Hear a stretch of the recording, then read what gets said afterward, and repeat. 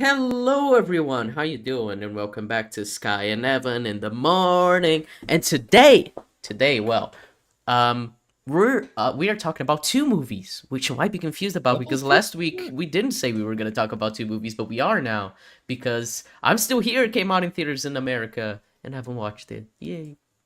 Yep. I kind of forced your hand. We were originally planning to maybe do I'm Still Here like next week and just recommend that. I'm like, fuck it, let's just throw it in because Yeah. there is Oscar buzz about these films. We're staring down the barrel of very interesting Oscar season, and lots of them are being discussed. Mm-hmm. So And one of these movies is good. So yes, one of them is. yeah. So as the Brazilian here, I must say, I'm Still Here. 10 out of 10 movie for me. Whenever we watched it, I cried the entire time. It hit me very personally. I think partly because of just. Oh yeah, and by the way, I am sorry to say this episode's going to be very political. It's a movie It's about all Brazilian dictatorship and the other about a Mexican trans woman. So like, sorry, but it is Yeah, what it like is. forgive us if we talk about relevant political material or like Yeah, social issues that these films like discuss like important subject matter though. yeah. And the thing with like I'm Still Here is that I was just thinking like, man, America's just coming close to repeating this type of bullshit, and I just Well, it's always the same story with dictatorship. That's yeah the funny thing about it. There's so much like history about it. It's like they rise and fall and it's yeah just it repeats, you know. All it takes yeah is like people that are too ambitious basically. yeah, and just like man, it's such a personal story about just like what the dictatorship took from families in Brazil. Obviously, it took like a more specific case, uh, because it was Well, like a congressman that was, in his family, and obviously his son wrote the book. Marcelo wrote the well, book. that was it was a cool detail. It was so funny. I kept forgetting that the movie was like based on a true story, and I Hmm. was like when they cut ahead and like you saw the guy in the wheelchair and they had a book written. I'm like, oh, this actually happened. This isn't Yeah, like because it just seemed like interesting like writing decision to just do that at a time jump, but it's like no, this is a real thing. yeah. I mean, So yeah. so I intentionally didn't look into like the specific history because I Hmm. was thinking you'd probably like have a more personal edge to it. So break it down. Like the whole deal is there's like hostage negotiations. There's people being kidnapped and then they give them political prisoners. Is that what was like going on at the time or Yeah, pretty much. There's like these militant groups that would kidnap ambassadors so that the government and the military, more specifically because it was a military dictatorship, would give political prisoners back. So it's um, similar deal to what happens with Palestine and Israel with Israel Hamas. Like, um, I can't believe that's the example I'm using. Whatever. Getting very political, but yeah, Hamas kidnapping Israeli people so that they can get back the prisoners that Israel has. So it's kind of the same deal. Um, and that that again that happened a commonplace lot. when it comes to like these kinds of conflicts, like Yeah, when soft stuff and basically like militias doing what they can to sway one side. So yeah. So were those like militias like loyal to the original? Like how did the dictatorship happen? Like when did it come about and did it stop or what's the deal Yeah, there? it ended in 1988 with the first open election, as we call it. Um, Ah, in the first open election since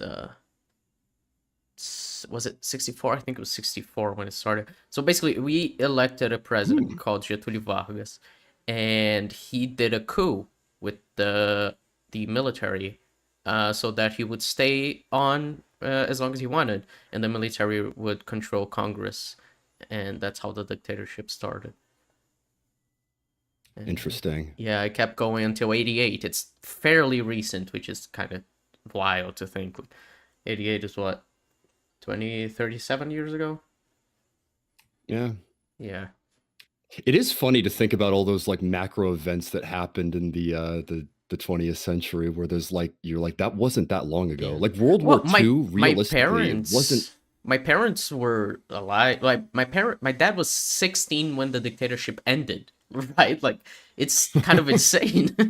Like this type of shit is really recent. Like it's and for a lot like my grandma was saying about when she lived during the dictatorship, how it was like she had very vivid memories of it. Uh like you I'm know, sure moments in this movie, like when they're getting yeah. frisked by like the cop/military in the Yeah. tunnel, like they definitely like paint a picture of what it was like there. Yeah. Yeah, and there was So, obviously the fucking like anti-communist thing, which is heavily influenced by America because that's usually how it goes. If there's like a dictatorship in Latin America, it was probably caused by the United States to like fuck up any yeah, type of leftist movement. and the fear of like communism spreading kind of a thing, Yeah, and the Red McCarthyism. Scare was sure a big issue with Latin Christ. America. Yeah. And Brazil was one of the many countries that were affected by it. Which is part of what I really like about I'm Still Here is that people from all over Latin America are saying how much they identify with this movie because their countries also suffered similar fates because of America interfering with their politics. It's like the same thing, you know. Like all of Latin America has this kind of shared history of America meddling with their politics and creating these awful dictatorships because of it. Hmm. Yeah. Well, the film itself, we should probably get into it. Mm-hmm. I It's funny, I didn't know anything about like the plot of it. I really did not look anything up, and Mm-hmm. what I would describe it is like what happens when your family member is basically taken by the secret police and they just don't come back.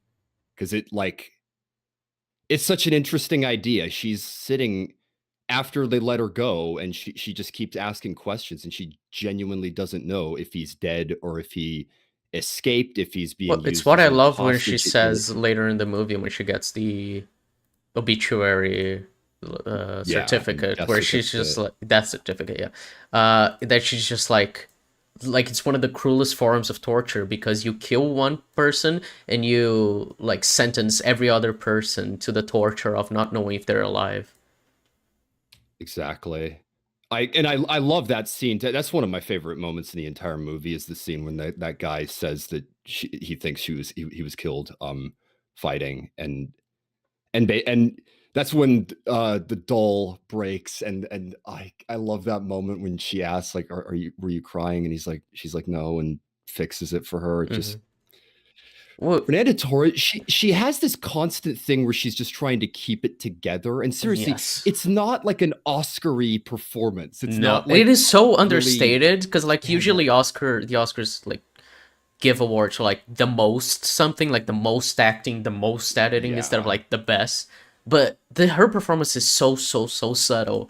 Like you can always see that she's just there's something underneath the surface that she's always like in so much pain, but she's trying not to let it show because she wants to take care of her family. I mean, it's it's the truth of about what her as like a real life mother, Eunice, because she was like she had to raise 5 kids on her own after her husband was killed yeah. and try to And keep put her it together and not like and moved away as well, and yeah went put to herself through college college. after Yeah, the fact. It's she's impressive amazing, by the story. way. Real life Eunice is fucking amazing. She's a hero and I love her.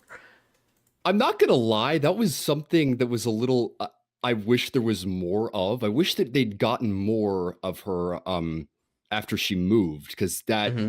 the movie almost is kind of like wrapping up at that point. They're just Yeah. tying things off. I mean that's the thing, is the death certificate, but I'm like that's an impressive story. There was something that could have been told there, but Oh they yeah. kind of wanted to keep the focus on the family and Yeah. that original house that they like clung to because it was their home. Well, yeah. It's I think they just kind of like the house is a big deal of just like as a uh I guess maybe a memento of how like of what the dictatorship took from them, of just like it took their home, it took their family in a way, like the people they loved, they had just had to like leave them, and move somewhere else because they couldn't just like handle it anymore, like living there, being watched all the time. And so I think it makes sense to like have that be like the big climax, them leaving the house. Yeah. I will say that was kind of my issue is I don't like how they wrap the film up. I feel like the ending is a little tacked on. It kind of they want to give like a last moment because what did she was it Parkinson's or like it was one Alzheimer's. of those like it was Alzheimer's. God, such a rough way to go. But Yeah. they wanted to like have a moment there focusing on kind of Which, by the way, after. the old her is played by Fernanda Montenegro, who's a very famous Brazilian actress, and she's Fernanda Torres' mother, and she was also Oh, nominated for an Oscar way back when. She lost it to Gwyneth Paltrow, but whatever. I genuinely couldn't tell. I was like, is that May? I'm like, No, no, it's her that's a mom. different Yeah, but that's so funny. Wow. That's why she she's looks so a similar and why it looks so uncanny. yeah, she's a legendary Brazilian actress, and yeah, she's great because she doesn't have a single line, but I think she says so much with just her eyes. Yeah, just that expression when Yeah. she sees it on the TV, it's really cool. But my thing, and I put this in my review on Letterboxd. It's like there's a lot of movies that are like this when they cut to black, and you're like, damn, and then it keeps going. It's like, wait, what? I like the ending of her looking back on the films, and it's so funny. I was laughing at this. Thomas Flight has a really good video about like quote unquote meta modernism. There's so many movies nowadays that are about making movies in some way, shape, or form. And like After Sun is a perfect example of that. It's like it's basically a movie about a daughter and her father, but it's mostly told through like the idea of like her recording with the camcorder and looking back on it. So there's this sense of like nostalgia and like home movies. And they have that at the beginning when they're like videoing the lot that they're going to build the house and like the beach Well, and yeah, all it's that. And they because have like, Veroca is the character who like loves to film everything, but she's not in Brazil for most of the movie. She's in yeah, she London. moves away Yeah, and sends her a film as well. But yeah, she keeps sending films. it, but it was such a unique element of the film where they kept like they showed that and then they had really elaborate like soundtrack choices, which by the way, the soundtrack in this movie slaps. Yes, it does, It's kind of and diminished a little later on, but yeah. it's there is a lot you can say about the way the soundtrack of the movie is used based on like this music that was allowed at the time because big part of the Brazilian dictatorship was the censorship of well art in general but music even I mean they even mentioned you may have noticed like two exiled Brazilian artists that she meets one of them in London. Yeah. Yeah, they were exiled because they kept making music that was anti-dictatorship, and obviously they couldn't just kill them because they were like too big public figures that were like too big, and so they had to exile them. And so yeah, that happened a lot. And a lot of the music that plays, for Interesting. example, is like from Roberto Carlos, who was someone who at the time kind of refused to make music that was against the dictatorship, and he even made a song afterwards like basically apologizing for it, being like that he didn't stand up for himself, and that's why like a lot of his music plays because it's the music that was allowed at the time because he wasn't censored because he wasn't like willing to criticize the dictatorship. There's a lot. The way they use music is genius. I really Well, I think mean, that. I swear, even just the lyrics at the end credits Yeah. song, like you got to find a way, my friend. Like, I like that, and I want to check out more of like how the lyrics connect because Hmm. they're seem like they did interesting stuff there. Yeah. And at any rate, it just sounds awesome. So Yeah, a lot of the music at the time is amazing. It's one thing that I loved as well when the first time they get to their house, the military, and they're like just walking around investigating stuff. One of them just grabs the vinyls, and the first one is Caetano Veloso, who was like one of these people that were exiled from Brazil because of their anti-dictatorship music, and so it's just and he just like says, "Hmm." I was like, oh, that's a nice detail. oh, that's what that moment. I was wondering about that. Oh my Yeah. god. Yeah. Wow. Yeah. That's funny. Just reacting to like a musician who was exiled.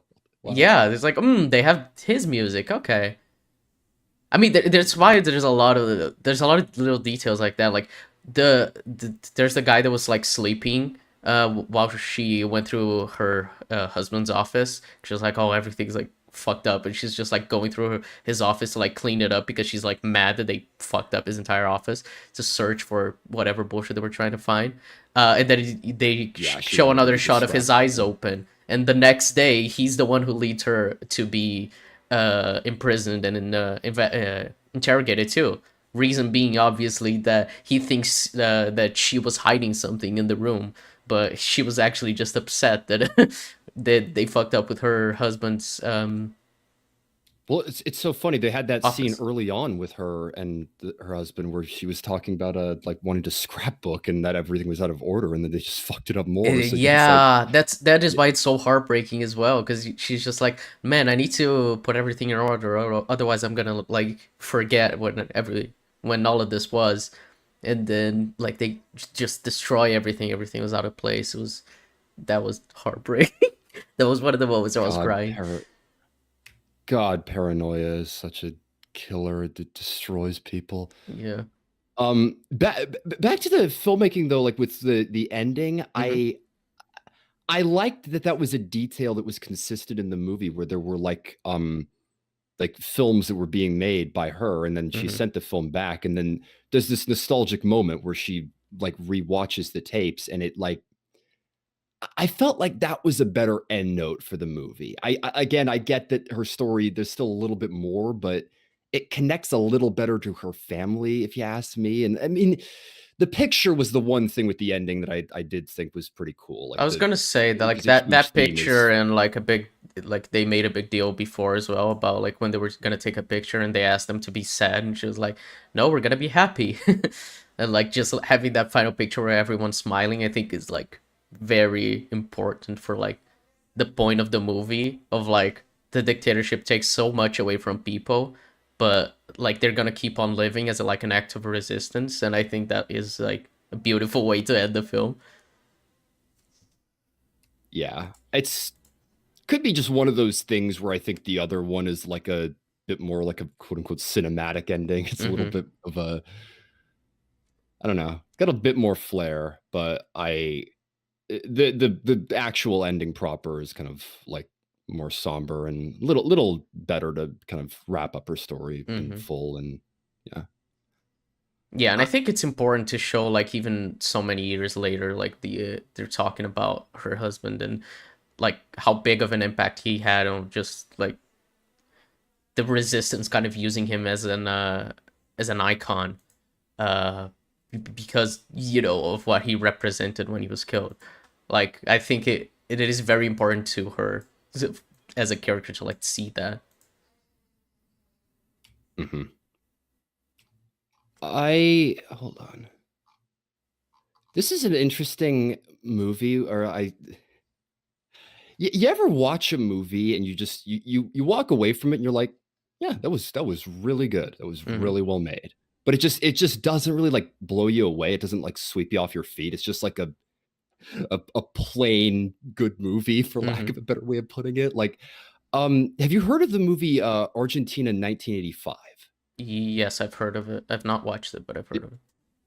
It's actually a pretty good movie. It's pretty funny and interesting. This movie reminded me a lot of that. It was like it's a movie that is like directly telling like the story of like a historical event or like a historical time period that was Mm-hmm. important in like a particular culture, and it just kind of captures that well and tells an interesting story and is well made, but it I don't know. I don't know what it is about this movie that just didn't quite reach peak for me, because it's a very subtle movie and a very Yeah. somber movie, which is a merit, of Yeah. course. But I think it's the kind of thing because like when I first watched it, I thought, man, that was really good. Um, but I didn't get what all the and fuss was about. I rewatched it yesterday. I literally was crying the entire movie. Like, yeah, just like seeing I did like not have because that reaction, Sky. yeah, it's because like it's even like the little things because like you know what's gonna happen when you're rewatching it. You know that he's gonna get taken away and die, and you're just thinking like like him being such a good father, like fucking the little things, like when he buries like her his daughter's tooth, and then he just digs it up right after. It's just like such adorable. It's like, oh, that's how he's gonna like find it to give it to her, and it's just like this cute little thing. And it's just like, And man, she that's finds the nice. tooth later and gives it back to her before they move. That Yeah, was such a small thing, but awesome. Yeah, I yeah, love that. exactly. So it's like you're just like, oh man, like they took away someone who was this nice, who was just like a dad who wasn't like doing anything wrong. I mean, they think it's wrong because it's just like telling families like, hey, your loved ones are actually dead. Like that was like what the letters he was distributing were saying. So it's just this like the small things in the beginning of the movie that I just kept thinking, man, like they really did this. This family had to live with that, or like the right as he's being taken, I'm just like, man, that's like the last thing his son is ever gonna say to him, you know? Like that's Yeah. fucking Well, and that's depressing. his line. I'll be home for the souffle, and it's Yeah, like, God damn it. And I swear, like as soon as he was got in the car, I'm like, that's it, man. Fuck. It's just, yeah. yeah. So it's just like the entire time it was just like it's because it's such a tragic story. But when I was first watching it, I was like, I wonder what the point is about. When it like once you know what the point is of the movie, when you rewatch it, you kind of see it like in a different lens. At least the way I did, of just like of like the tragedy of the situation instead of just being like exploring like the actual like politics of the time or anything like that. Like it's not really about the politics, about the dictatorship, No. as in like exploring that and the factions and everything. It's just like how it impacted a regular family. Yeah, it's all about them, and it's just the political situation is basically like the Yeah, setting and just what pushes the plot forward, but the whole story is about the family and a yeah, mother trying to keep it together. yeah. And I kind I of love these stories that are just like about some like parent or someone like keeping what it together while like the entire situation is kind of fucked up. It's kind of a part of why I love like Joel from The Last of Us, like just this well, one like guy I trying to said, save someone they love. it reminded me a lot of After Sun, where it's Hmm. kind of just a story about like family members just trying to get on, and the issues, just basic issues that everyone runs into. They explore those isms in this, like even just something like a family member moving away, like going to a different country and not being there. There's a lot you can draw on because this just it really is a normal family just in a difficult situation. Yeah, and Eunice is a hero. She managed to raise her 5 kids, go back to college, become a fucking amazing advocate for indigenous people's rights. Like fuck yeah, she's awesome. Yeah, I want to read more into her. She Yeah. seems amazing. So, Yeah, the book this uh, is based on is obviously written by Marcel, who's the youngest of the children. He's a fairly famous I'm writer. The curious. first book where the woman asks for an autograph is called Feliz Yeah, Ano Velho, Happy Old Year, which is an autobiography where he talks about his accident and everything. And then he wrote a I'm a book little about like curious because his dad and everything, surviving the time as well, because it's like it's from his perspective, which is why the movie's like so different, because the movie's about the mom and the book is more about him. Like it's different. hmm, I was curious about that because it's funny. He was asking about the pages, and I'm like, it looks pretty short. I'm like, wonder if there's an English translation. So I Yeah, I loved it. Seriously, I don't want to like act like it was. I think it's just bland or something. And you were saying it with rewatching. I'm always an advocate for that, for like yeah, not coming up with your like final opinion unless you've watched it at least twice. I think you should always give a movie like a fair shake and maybe see it like one more time because you can always get something different out of it on retrospect. It's a different experience rewatching a movie than just experiencing it once. So yeah. Especially like if you go in blind, because like there's certain movies like After Sun is one. I don't actually think you should go in blind when you're watching After Sun, and I don't think you should go in blind necessarily oh, watching this really? movie. Oh yeah, With why with After Sun? If I well, because for example, when I watched it, I didn't know that the framing device was that it was the girl years later like watching videos of her dad and like piecing together the Yeah. moments that she didn't record and trying to understand why her dad would have done that. I don't want to spoil the movie for the people who haven't seen it. But like, Really interesting retrospect. I'll tell you that yeah. much. But Yeah, because like once that I clicked, I wouldn't was like, oh, necessarily okay, this is a spoil it. really much more interesting movie once that hit, I guess. And once I understood that. But if I'd known it the whole time, I probably would have seen it with different eyes. After Sun is like, it's funny because you mentioned like a movie that is like really good, solid, but it doesn't quite vibe with you. That was me with After Sun, and I have a friend who's very Yeah. annoyed that I didn't like love the movie, even though I think it's amazing. It didn't vibe with me. It was similar for me, and I like there are people that like put that in like the top 10 of like the last decade. I'm like, I don't know about that, but it's like people. It is The whole really video good, essay so I kind syndrome. of get it, but Yeah, it's hard because there are people that have more personal experiences with depression, and obviously, I mean, I have depression, so maybe yeah. I don't know. I mean, That was low a weird key, movie.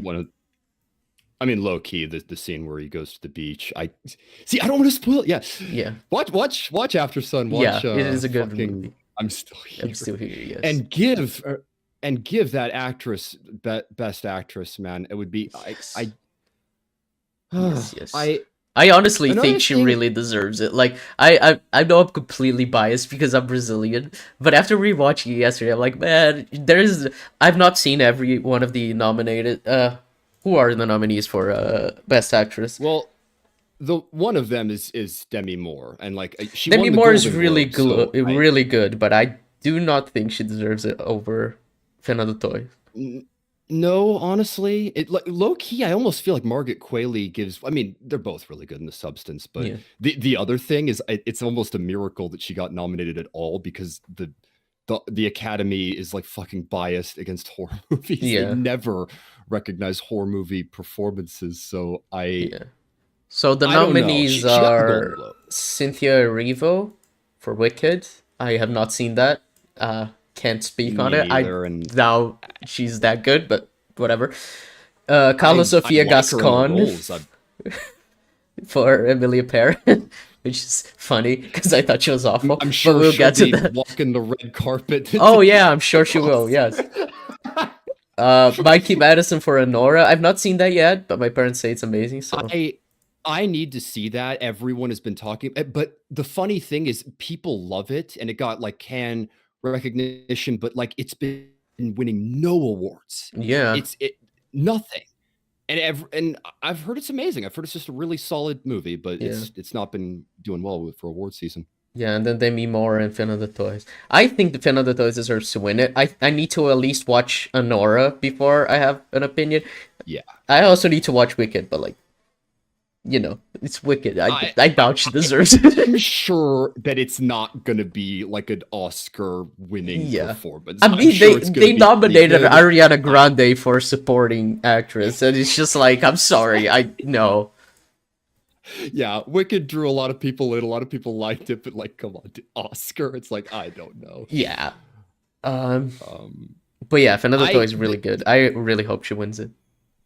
well, the thing that I was laughing at, and I talked about this before, but I wish that more like performances that are not in the English language were recognized because I was looking up the winners, and a lot of them were like Christoph Waltz, like shit, were like people for a large chunk of the movie they speak a different language, but then they'll also have long stretches of English, and I'm like, Mhm. that's not really what I'm thinking of. I'm thinking like full out native language, non-English, like watch with subtitles. Mhm. Like that kind of Oscar is rare, and I don't know why, because you should be able to recognize performance regardless of language, and it'd be so cool if she Yeah, won. I And think language it sometimes took it can be home for that. important because and this is gonna be a Oh, little spoiler when we get it to Emilia Perez. But for example, Selena Gomez in that movie does not speak very good Spanish, and me understanding Spanish a little, I was able to identify that. And if you don't, you're like, she's fine, you know, there's no problem. But when you do, you realize, man, she does not know Spanish. And so sometimes it can be useful. Yeah, language is important. I'm sure nothing replaces knowing the language of a Yeah. film and being able to appreciate it. So, Well, yeah, I it's part of the issue of the Oscars just being like an American thing, where like the yeah. Academy members are really like from all over the world. They're all from Hollywood, so it's not gonna be like the Well, thing where they can actually identify these things like from their own culture. It's all gonna be like foreign to them, which is why it's so funny well, when they sometimes fucking do like British movies as like foreign movies. Like, okay, if you say exactly so, man. that like I always laughed at that in 2019. It's like best foreign film, and it's like Parasite was the winner. I'm like, technically 1917 is a foreign film. It was made in the UK. I'm like, well, if they speak English, it's like Yeah. It's like, That's what they God get. damn It's like, it. oh, that's when they changed the name, right, to like foreign language or Well, international that's what film, it. right? International Well, film. that's what it fucking should be. It should be best film with subtitles, because that's basically what Well, it yeah, is. but if you call it that, then everyone's gonna realize how stupid of a category that is. It's just literally like And a participation trophy for these movies because they're like, we don't consider you good enough to actually compete with our movies, our American English speaking movies. So we're gonna give you your own category. It's the same thing for like animated feature. Like, oh, why do you have a yeah, best animated feature instead of just nominating the best animated features for best picture? The Oscars are bullshit. which happens, but yeah, and we all know that like Stanley Kubrick never won Best Director, and 2001: A Space Odyssey didn't win Best Picture. Like the the movies that count and the movies that are remembered regardless of the Academy. Yeah. The Academy is just like some celebration, quote unquote. It's the people celebrating like the filmmaking by the filmmakers, but realistically, it's like the executives that are running the show. So it's just Yeah. oh, the Oscars.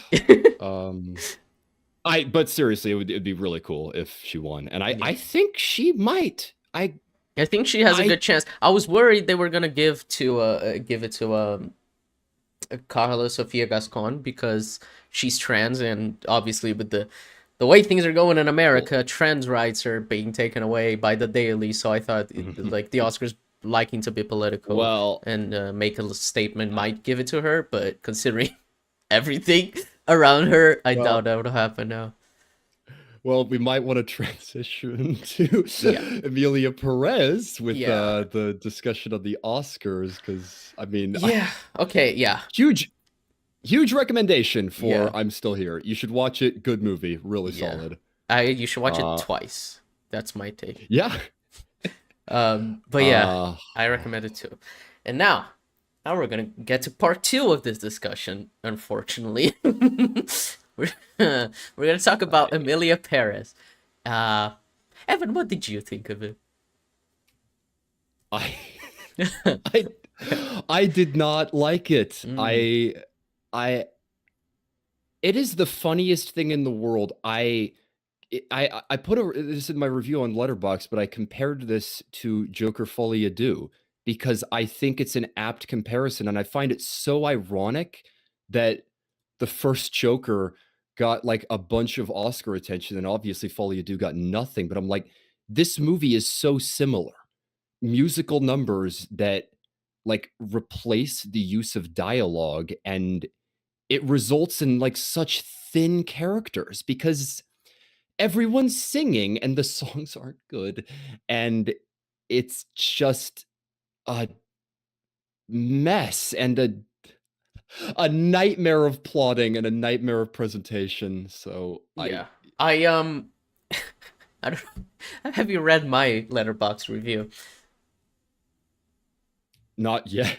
Okay, so Oh my my god. review is, I was just I first I wrote it. It's just like it's a collection of things happening because it that's what the movie is. It's like a bunch of scenes that don't really connect or have any causation from one scene to the next, and it's just like, oh, I guess that happened. Why not? It's which is the same exact vibe I got when I watched About Time, which is a movie I've made a video about, and it's one of the worst Oh. movies I've seen ever. I haven't seen that yet. I've heard pretty much that though. Like everyone is like, yeah, it's a stupid movie, badly presented, and Justin Timberlake. Oh my god. Justin Timberlake? What? Wait, about About time. in time? About Oh, time. about. Hold on a second. About Time is a movie that's actually fairly well regarded. I just think it's garbage. I'm against the grain on that one, I'm afraid. Oh wait, 2013. Yeah, it's the. You think this is one of the worst movies? I think it's one of the worst movies I've ever seen. After we're done recording this, I'm going to show you my video on it, Evan.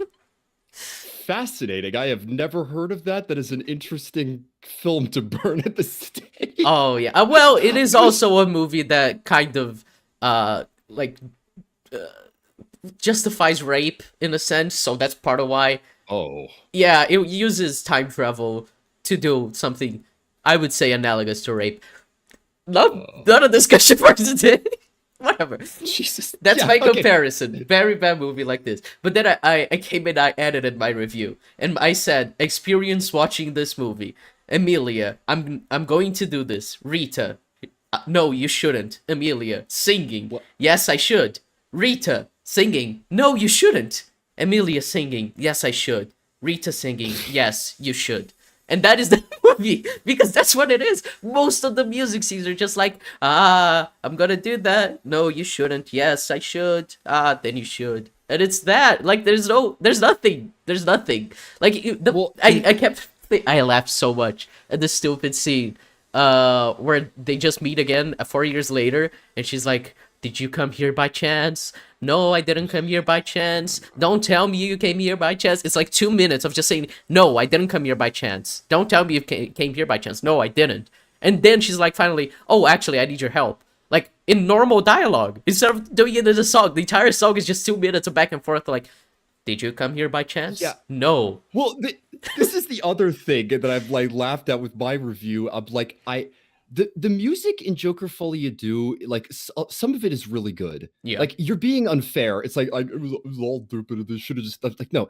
Listen to like If My Friends Could See Me Now. That's a good musical number. So is the Joker. So is For Once in My Life. Like some of the songs at the very least are like interesting to listen to.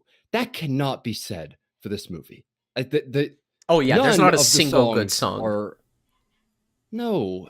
And so regarding the plotting, this is what I jumped back to. I've got the movie up now. Mhm. What you were saying things just happen in this movie, and you're so right. But like a perfect example of that is the widow that shows up and is like happy that her husband was killed, and then And then she becomes like, Emilia's turns lover. yeah, and it's the only real thing that connects them other than just the dialogue is, for one, she's like seems unhinged and implies she would like off her husband, and then it's like, did you really bring a knife? She's like, I brought a knife. It's like, I have a gun. It's like, And then, like, I guess Emilia was horny for her, and so they got together. Whatever. And then we don't show them getting together. She just starts singing a song about how in love she is. Like, I don't know. yes. I don't know why she cares about her. We just skipped the entire relationship part. This is what I mean of, like, stuff happening. Because, like, if you're like, let's introduce a new plot element. It's this character. Okay, we're gonna see how they fall in love, why they like each other. No, we just skip that. It's like, that happened already. Like, it's just, okay, then she falls in love. That's what's written in the script. That's what it feels like. And that's the thing with the music. The music is like a substitute for any development. And this is the problem with Joker Folie à Deux. It's so ironic how apt the comparison is. But like, Lee is a really hard character to get a reading on because she sings more than she talks. Like Yeah. and this movie is exactly like that. There's so much singing. There's so much flashy cinematography and presentation, but there's so little character. And Emilia is I don't know anything about any of the characters, honestly. Because, like, I think Rita was probably the one that annoyed me the most. Because I was just like, why are you doing any of what you're doing? Because, like, she was portrayed in the beginning of the movie as like a mercenary, like doing anything for money just so she can have like a better life. Because she was working a shitty job just so she could have a job. It's It did seem though that she was kind of like an idealist. I got like a little bit of a like, down on their luck lawyer, like looking for an opportunity. It's handled with like Well, no subtlety. I It's like, didn't look at the think man she taking the was like that thunder. because she took the job straight away from Emilia, because Emilia was like, because at the time Emilia was a mob boss, a cartel boss. And she was just like, Well, "Hey, I'm gonna offer you a job, and you're gonna be rich." And she doesn't even explain to Rita well, what the job is. So it's just like, oh, so Rita is just okay with doing something completely immoral for a cartel boss just for money. So clearly she doesn't like have any strong morals. That's the impression well, I got of her. well, the only thing they have to try to connect to that is the song. Is like she sings about like getting the phone call and like what that means, but it's like a moment where she considers that maybe she's gonna like throw the phone away, or maybe she's walking away and then like she sees the newsstand. Like this is and good musicals understand this too. Good musicals understand when music is appropriate. Like if there's like one rule that you could say about like musicals, it's just make the musicals, like the actual song and dance sequences, happen after something important in the story's gone down. That's usually how it's done. Like a scene has happened, maybe a character's like gain more confidence, and then they start singing. Like my brother put it perfectly. Like when do you want a character to sing in a movie? Like when they can't talk, when they're like so excited or like so invested in something that they have to sing. Hmm. It's like it's not like that in this movie, though, or in Joker Folia do. People just sing whenever, and there's more singing than there is character development. It's just uh, the Yeah. biggest Well, problem for me. I don't know. I mean, I'm sure you got like a fucking list, but yeah. it was Emilia's kids and her wife.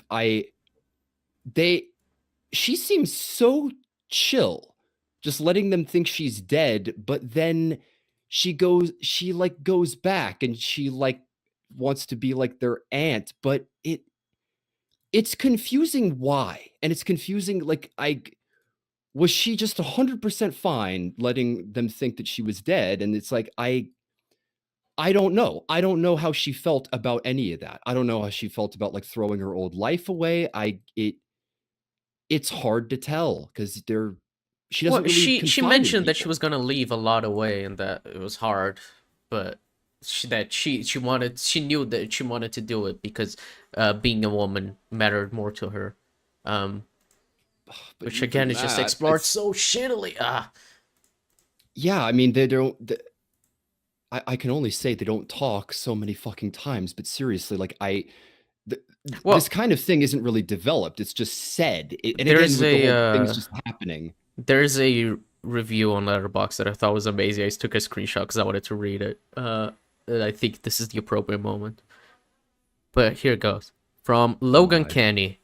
Uh, It says, you learn nothing about Emilia's relationship to womanhood outside of a minute of admiring herself post-surgery. You learn nothing about Emilia's sentience or of years of existing as a woman because her existence only matters in terms of her life pre-transition. She's never given a moment of real interiority or direction or purpose Yeah. beyond her relationship with her pre-transition self. She fucking gets Well, burnt well, alive to after getting dead named pause. and misshed. Sorry. Sorry, just to pause on that. Like you're that's 100% right. And Yeah. the example of that is the whole like nonprofit deal. Like Why does she she do does that? that, I guess but yeah, it's hard to get why. Does she want to like be an idealist? Like she just wants to, is she trying to redeem herself for what she's done in the past? Like yeah. Well, that's I part don't of know. what it was with Rita as well. Because I was like, why does Rita care to be a part of this? Like, she already got her money, and now that she got the family back together, she's not under threat that Emilia is gonna like kill her or anything. So just go back to London. It's like I guess she wants to help. She's like an idealist, but like that's not Rita. Like, and it's weird as well because like Yeah, the leading role like fucking was given to Carla Sofia Gascon when like I would say Rita has like more screen time or is like a main character more than yeah. Emilia, but it's Well, weird. and there are movies that pull that off, like The Shawshank Redemption. Like Red is almost fills more of the main character role, even though Andy is basically the main Hmm. character. It's kind of like You can have movies where like one character sees him. The Sandlot is another great example of that, where like Benny is almost like the prominent character, but there's another character that observes that. We'll get to the Sandlot someday. Have you seen that? Nope, Right. I have not. Oh, we're gonna get there one Hmm. day. Finish the rest of that comment. Oh yeah. So, okay. She fucking gets burnt alive after getting dead named and misgendered in the emotional climax of the movie, alongside her wife, who's also set ablaze, before a memorializing song with the lyrics, "To she who will never come back, to she who kept her secret." Saldanha's character gets the children she wants, culminating an arc that started with Emilia saying she'd buy whatever father she wanted, which in turn perpetuates the nature of Emilia as not a woman, but a man pretending.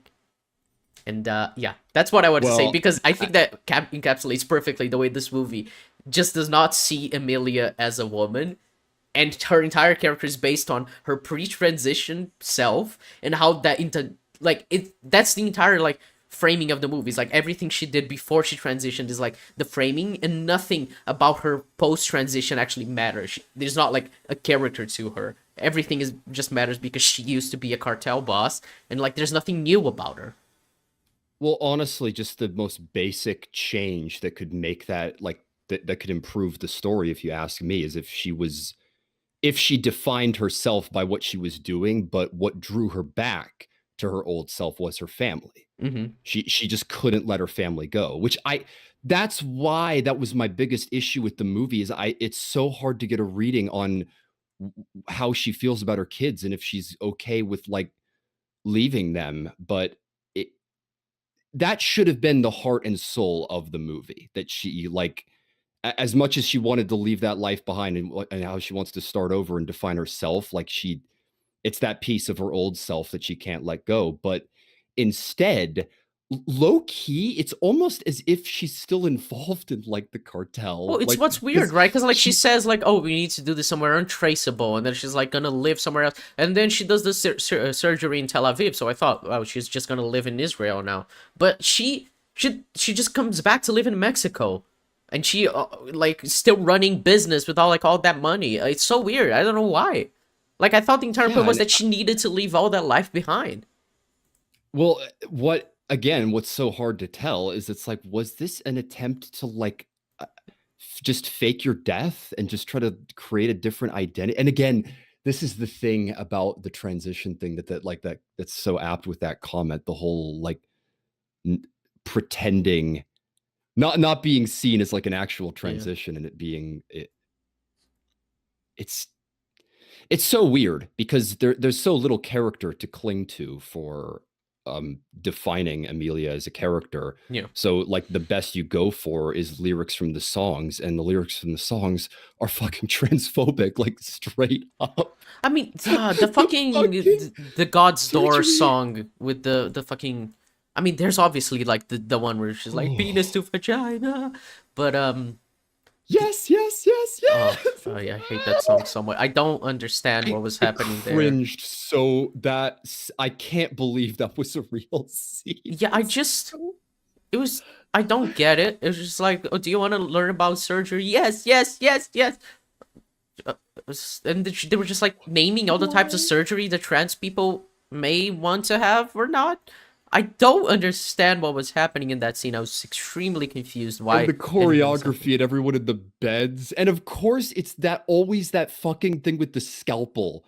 I always love that from transphobes when they'll like emphasize like the cutting and the search. Like, Jesus Christ, dude! Like, why is that so important to you? Yeah, and it was just like a room with like tens of like trans people getting like surgeries, as if like that's how it happens. Like you just get a bunch of trans people in one room and then you just start cutting off parts. It was so weird. I don't understand.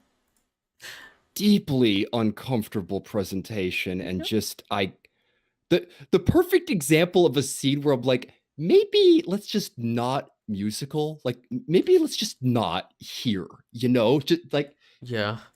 I'm even in favor of when the surgeon, the dialogue has issues, but that like brief little like when they're just singing, I'm like, okay, this is all right, but like the scene before, awful. And the way the doctor talks about the surgery as well is just like extremely transphobic. Like woman to man, wait, man to woman. It's like that's not the terms that the actual soul. gender affirming fucking doctors use. Oh, I'm not even Yeah. talking about the Tel Aviv one, because the Tel Aviv doctor was like insane. She was just like, oh, my door is not God's door. I can't transition your soul. Like, what are you talking about? I'm just asking you to do Yeah. the surgery. Are you gonna do it or not? Like, It's like, this is your job, motherfucker. yeah, like, what are you Like, talking about? Like, she's already transitioned. She's already been in hormones for 2 years. And they keep in that scene calling her him all the time, like Mr. Mystery. And he, I want to meet him. I was like, why are you talking like that? And I have firsthand experience. The moment I met my endocrinologist and I said, hey, I want to start hormones because I'm a trans woman, she started calling me by the correct pronouns and names, even though I still look like a man. Like, these doctors that work on gender affirming care, they will always use their preferred pronouns if they're, like, good at their jobs and not just, like, a GP. But, like, no. For why that would one you doctor go- is just, like, calling, like, him Mr. Mystery, and they just be like, oh, it won't fix his soul. What are you talking about? Just do the surgery, man. I would imagine most people in that field would be passionate about it, all things Yeah. considered. I mean, like, why else would you enter it if you hated people that were trans? I don't know. I don't understand that scene. It was just like, oh, I'm not gonna do the surgery. And she was like, you are gonna do the surgery. And I was like, I'm not gonna do the surgery. And she was like, you are. And he was like, okay, I will. That's what I mentioned with my fucking review. It's just like, what was the point? You're just like, oh, I won't fix your soul. And then she was like, nah, but it's good though. And she was like, yeah, why not? Well, on it, if I could put this movie in a word, it would be random. Yeah. It just moves so randomly, and the Things plot just changes happen. on a dime. And Well, it's what I think I you're mentioned just- it to you. Like, every 15 minutes, it seems like the movie's starting. Like, it feels like there's a new plot. It's just like, okay, I guess the movie's about this now. Like, I guess now it's about Emilia falling in love with this woman. Oh, I guess it's about her opening an NGO, I guess. I don't know. But none of it has any staying power because they don't stick to any one plot Well, yeah, line. the Like I movie's said, not about anything. Cause like it keeps moving. You're like, I don't know what like the main plot was. Things just kind of happen. I guess the main plot would be like her children, maybe. I don't know. again, that's why that's my biggest issue in the movie, because that had the most potential. That Yeah. was an idea that I'm like, okay, this could tell you a lot about Emilia as a character, and Well, the thing is as well, like when they first meet, the children will first meet Emilia, you're like, okay, they're feeling kind of distant. It's their aunt, and you know she wants to be their mother, but she can't really because she has to hide the fact that she's actually, you know, she used to be their father. Like that's interesting, but then we just skip that, and like later on, she's just like super fine with the kids, and the kids love her. So it's like we kind of skip the entire like interesting Yeah. part of the story, which is what happens with every And plot she- point in this movie. We just skip the interesting parts. and she never has to tell them. There's never any moment of realization. And Yeah, you know I what? was One thing stunned. that I liked, it actually just reminded me. It's like one of the last lines in the movie is Rita saying like, "Your mother was in a car accident. She's not coming home." I was like, "Hey, that actually talks about both mothers in that. Like, that's nice." You know, like I thought that was like one detail. I was like, "Hey, that's actually kind of subtle. I like that." So props for that movie. Well, oh my God, I was stunned at the ending because, like, okay, first of all, it was so fucking funny. The fingers, like, that happens in so many movies. Like, people like cut off fingers, and fingers, you yeah. realize it's bullshit. And then I'm like, and then they just show it, like, no, they actually did. I'm like, what? Oh, Yeah, I guess I'm they like, just cut but off her fingers. I guess off screen too. I'm like, that would have been a nice thing to show that like fucking happening, so there was a little bit more of a tangible impact, you know? And then and then like, oh God, But it what's also Ron's just name like again in doesn't the really movie? help to like make Yessie like Sweet. a character, right?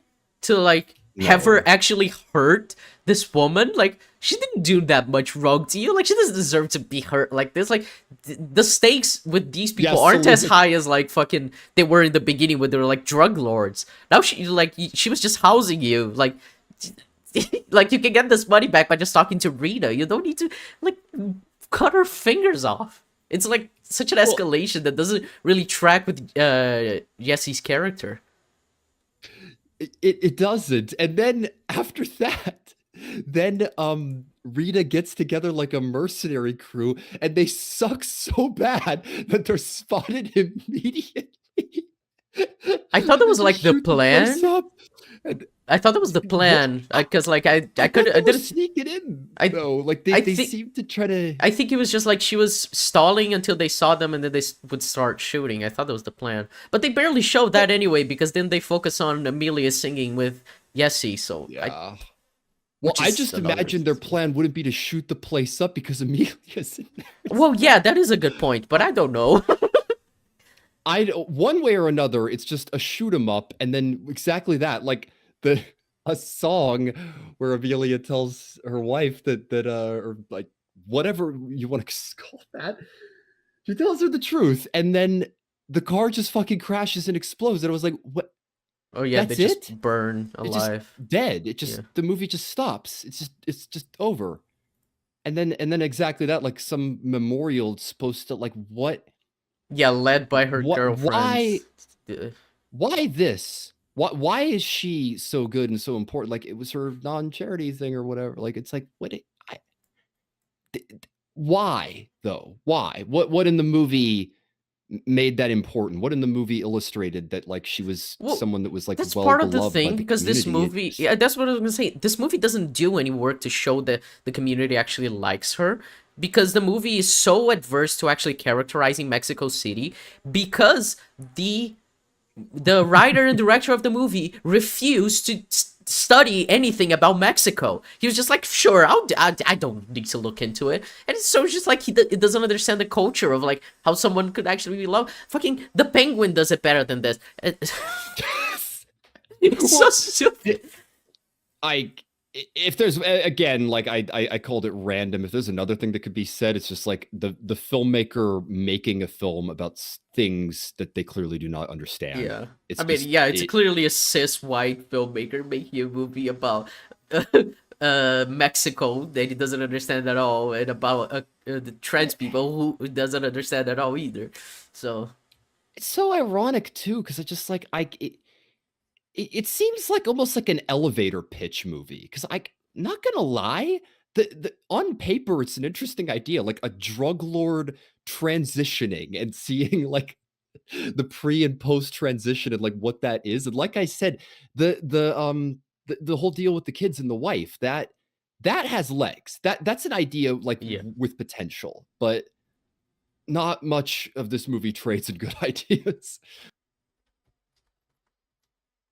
yeah, it This is. is this is It is a baffling movie because like I had phases watching this movie, you know, because like I was messaging you when I was watching it last night, and the first like 30 minutes or no, the first 15 minutes it was funny bad. I was just like, I don't understand why this is a song at all. I don't understand why like we're doing the things we're doing. The way it's characterizing Rita is like really weird. Like the song where she's just like, well, I have nothing to lose, so I may as well. And it's just like, that's a song, I guess. Like, because like musicals always have that scene where it's just like a character being like, looking up and like there's fucking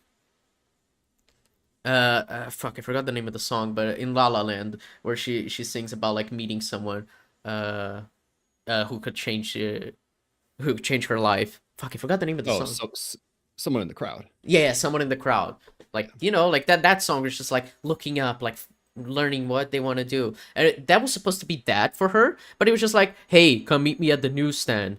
Like no more context to any of it. Well, And then when she meets her, it's like there's no. She's just like, "Oh, you're gonna take this job. I'm a drug cartel boss. If you take it, you're gonna be rich." She doesn't like even question herself whether she should do it or learn anything about why. Like her character is just like so bleh. And then after we get to that, the moment where Emilia says like, "Oh, I want to become a woman," that's when it came from hilariously bad to bafflingly bad, where I was just like watching astonished at what I was watching, and that lasted until like the scene in Tel Aviv with the doctor. yeah, And then after that that, it just became boring bad, where it's just like what is the second act? and then the third act became bafflingly bad Well, again.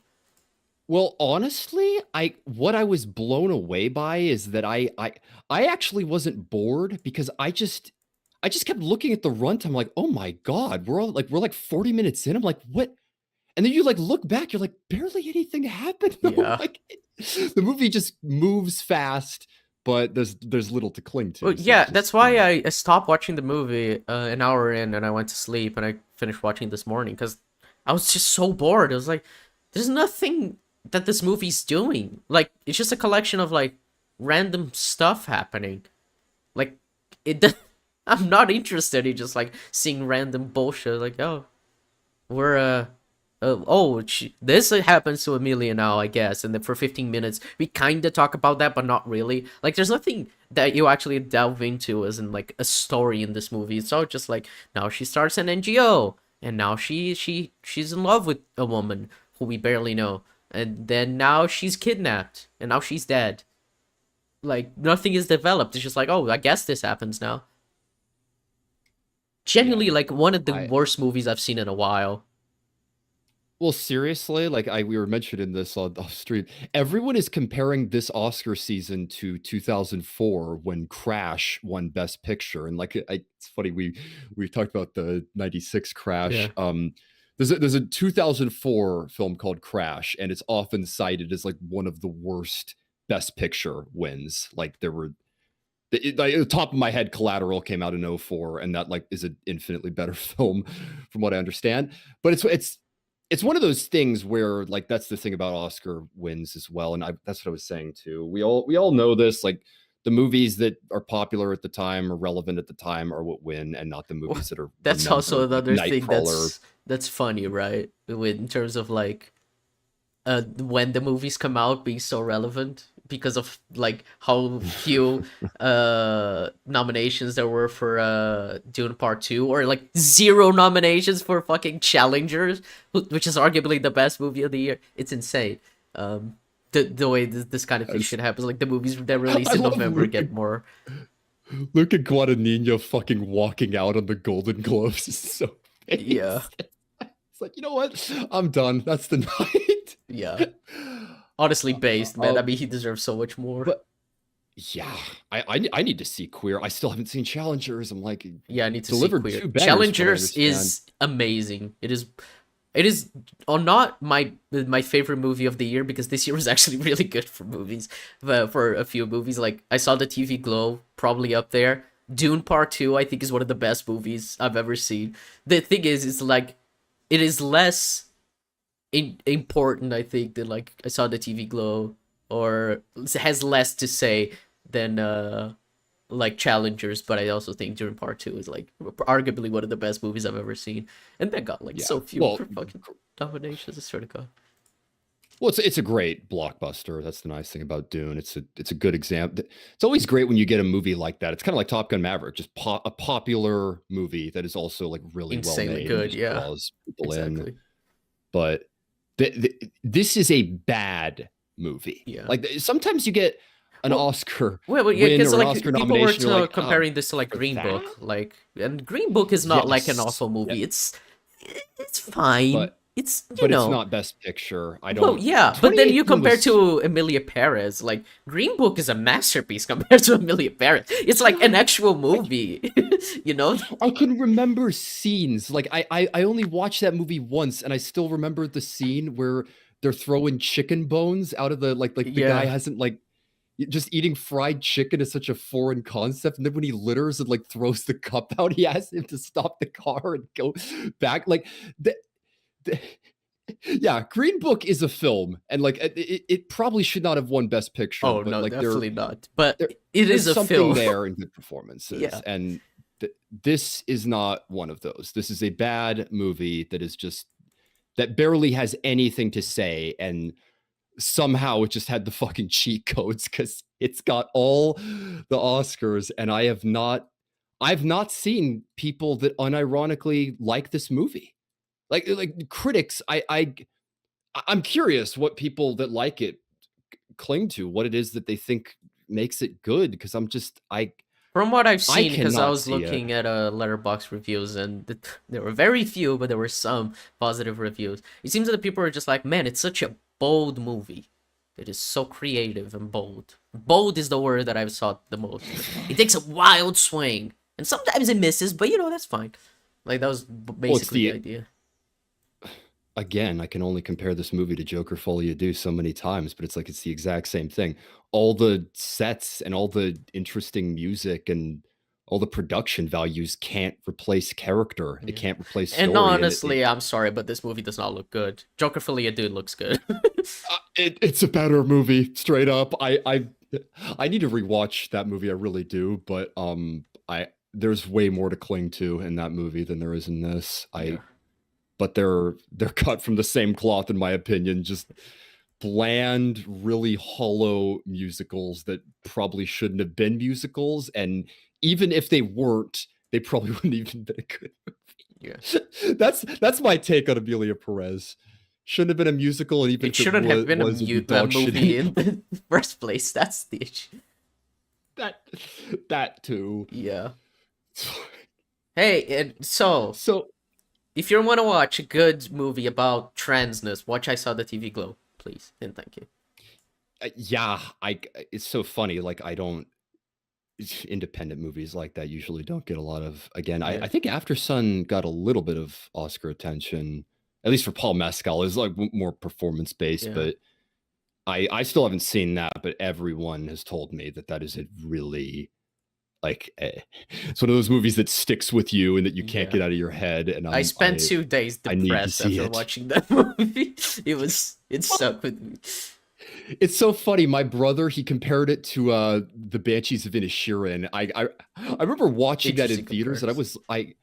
well, the thing about the Banshees of Inisherin is it's like a straight tragedy. Yeah. I've always like compared it to Shakespeare. It's just like it's a movie that does not have a happy ending. The ending note is like these guys are probably going to kill each other. They're like this feud is just going to keep going on. It's just going to keep getting worse. It's like Jesus, and I remember like it took a while to process that. I'm like it's been a while since I've seen a movie that like bereft of hope. It just kind of like just dour and tragic. I'm like, damn.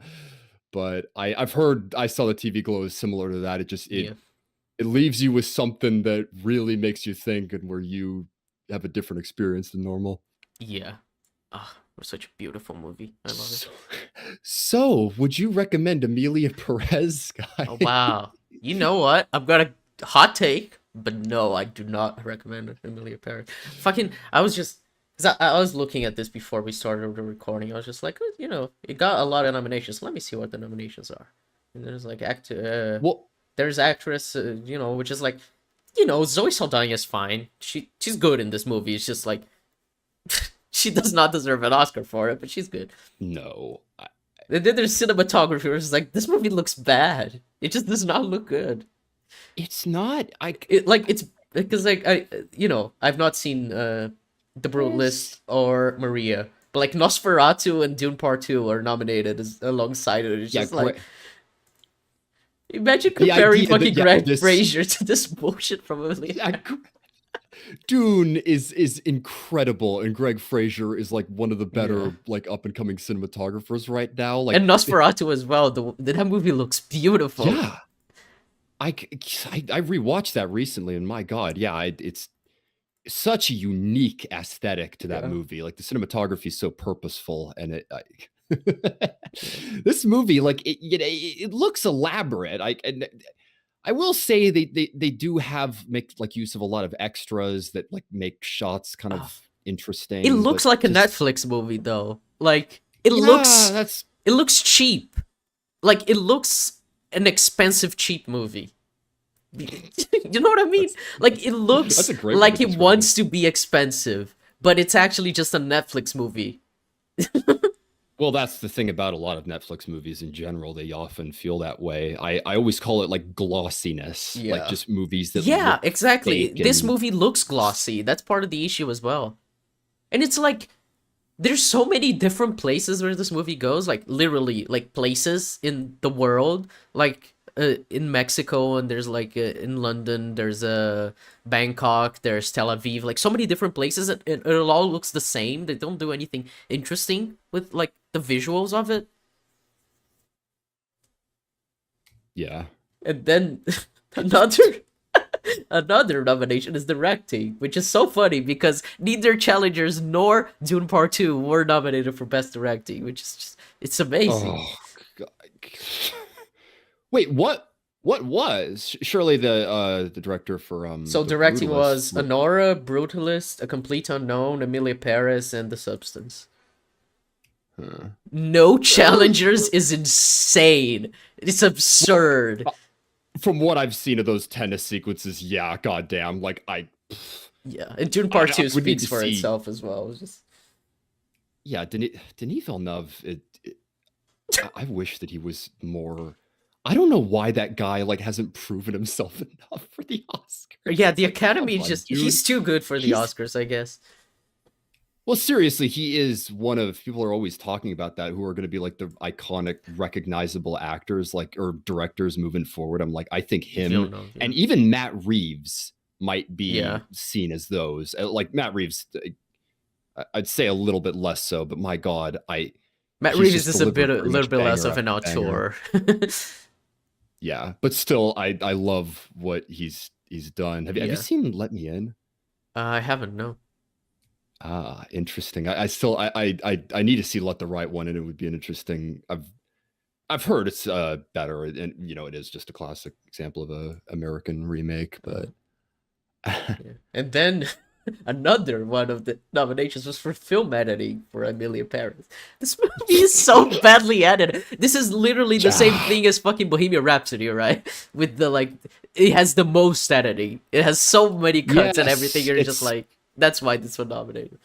that's exactly what it is. Like, look at how crazy everything is. Look at how fast the Yeah. movie moves. Like, I sometimes the best edits are the ones where you don't edit. You know, they're like like so the editing in My Dinner with Andre is good, Yeah. and it's so there's barely any of it, and it's like editing is complicated. It's not just the cuts. I mean, like the structure of a movie usually falls on the editing choices, and the structure of this movie is a It's a fucking mess. nightmare. Yeah.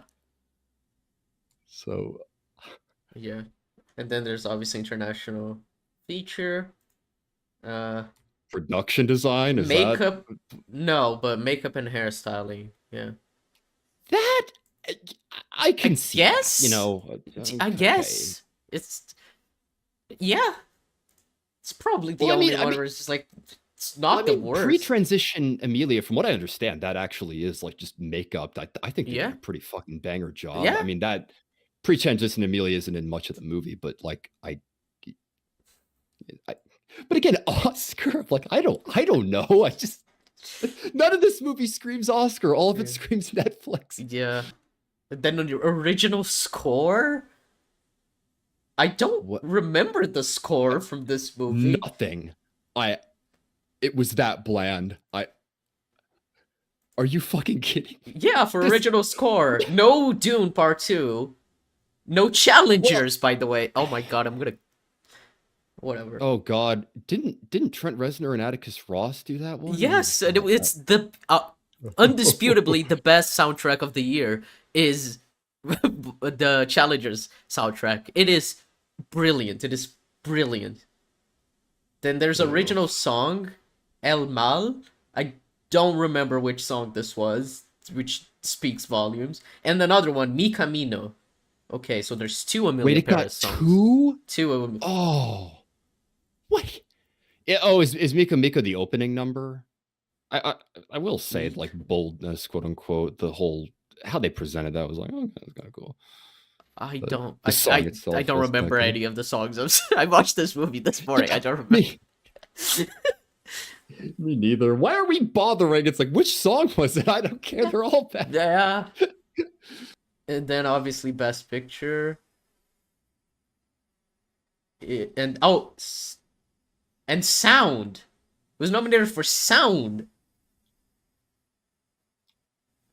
Please tell me Dune was. Dune was, thankfully. Okay, and it'll win, but Hopefully. I always do love that too when a movie just gets like an Oscar sweep and they give it categories where it's like, What are you talking? really? Like that category? It's like, come on, man. Like, this is a good movie, but that was not a standout. It's just, and this is what's so funny. It's just so many nominations and just so little of them. Yeah. Like production design and makeup are the one things in this movie where I'm like, okay, maybe you could give this an Oscar, but my God, it's like giving that. It's like that Suicide Squad won an Oscar for best makeup. Oh yeah, like, Academy Award winning Suicide Squad. That is a fun thing to think about. Oh my God. And then obviously writing adapted screenplay, which is fucking hilarious because I'm Still Here was not nominated for best adapted screenplay. What else was? A Complete Unknown, Conclave, Emilia Pérez, Nico Boys, and Sing Sing. Not Dune, no. Sing Sing, I got to check out. I mean, it is a sequel, and I don't know. I've heard Sing Sing is good. Dune was always going to be nominated more for its like production values than its writing quality, which is kind of dumb because I actually think it's really well written. And yeah, it is, but it's whatever. They have something against Dune. It's whatever. And then they have something against Villeneuve. Well, I don't get it. Yeah. Then so that was the last category. So we went through the nominations because I was just looking at these earlier. I was like, there's no way. Like sound, best sound. Because this movie, I don't know if you noticed, but the mixing is not good. The many moments are just like, what are they saying? Because like, I understand a little Spanish because I speak Portuguese. I was just like, well, thank God for subtitles, right? Because I didn't hear what she said. Or even just like the sound editing in general. Like a lot of the time, the dialogue was not matching up with their like voice, the character's mouth movement. Like especially Emilia. I don't know if they had to record a lot of her dialogue in ADR, but it did not match up with her mouth at all. Like when Zoe Saldana spoke, it was fine, but not when Emilia spoke. It was weird. Yeah, and some of the sound effect. Like my thing is, I always think sound mixing and sound editing should go to movies that have standout sound. Like one of the perfect examples of that is Ford v Ferrari. Oh yeah, that movie has exceptional sound with the uses of the engines, and like it's an important part of the story. Yeah, like sound isn't really important in this movie, and I'm just like, you should give that to the categories that deserve it, or like the movies that are extraordinary for that. Yeah, and Dune's an example of that. Unique sound effects, unique world. I mean, Dune Part 2 should win that category. Like, hopefully, it probably will. It's so funny. It's like the one thing that like those blockbustery films get for Oscars. Yeah, like, that and visual effects. You looked and sounded good, but the writing and direction is like, you're too popular. Fuck you. Yeah. Weird. Well, so after all that, this has been an interesting episode. Yeah. That was like the pure love I have for I'm Still Here, and the pure hatred I have for Emilia Pérez. Oh man. But yeah, I think that's it for today, folks. I think we've covered well enough both movies. You should watch one of them, and it's not the French movie. No, it is not. My God, it's good. Give Fernanda Torres that Oscar. Hopefully, yeah. And all right, well, it is your turn to do a recommendation. It is indeed. I was just checking. There was one that I was thinking of because I have a list. But we haven't done. I mean, like, I'm Still Here technically counts because it's in theaters, but we haven't done a lot of movies that are like showing in theaters now. And like the last one that like was a standout was Smile 2, which was a funny theater experience for me. But there's one that I loved the teaser trailer for, and it's in theaters now. Companion. Ooh, I'm not actually. I think it's. Hold on. Which day is it? Oh, it's the 4th. Okay, no. It's out on the 6th, so I should be able to watch it. I completely Dodge the forgot bullet. which day it was. I thought it was still January. No, it's fine. I will be able to watch it. Glorious. I haven't looked into it all that much, honestly. I loved the teaser. I didn't love I the like theatrical everything I've trailer, seen about it. Kind of. I really like Sophie Thatcher, and Jack Quaid Jack Quaid. is like a really charismatic actor, and I've heard the chemistry of the two is like really good. So I'm curious for that. Yeah. Most of it seems pretty like warm reception. Yeah, I'm I've seen I'm people just curious. really enjoyed this movie. So yeah, Yeah. That's what I'm going for. I'm going for companions, so good one. Yeah. All right. Well, then that's it, folks. Thank you for watching. Um, watch I'm Still Here. Do not watch Emilia Paris, or if you do, pirate it. Do not support this movie. Um, yeah, don't get Netflix just to watch Emilia Perez. yeah. My God. And yeah, we'll catch you next week with Companion. Catch you next week, folks. Yeah, see ya.